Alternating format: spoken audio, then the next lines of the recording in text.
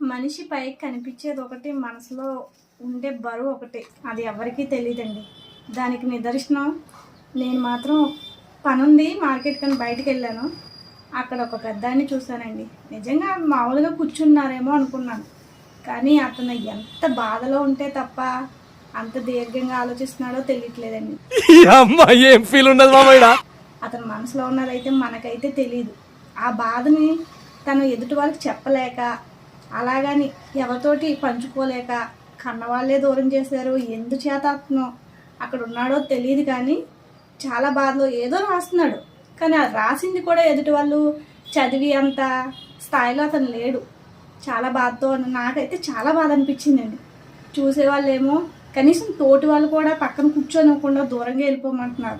ఎక్కడైనా కూర్చుంటుంటేనేమో కొట్లో ఉన్న వాళ్ళు కూడా బాబు ఇక్కడ కూర్చోవద్దు పక్కకి వెళ్ళిపో అంటున్నారు. కనీసం కూర్చోవడం ప్లేస్ కూడా ఇవ్వట్లేదు.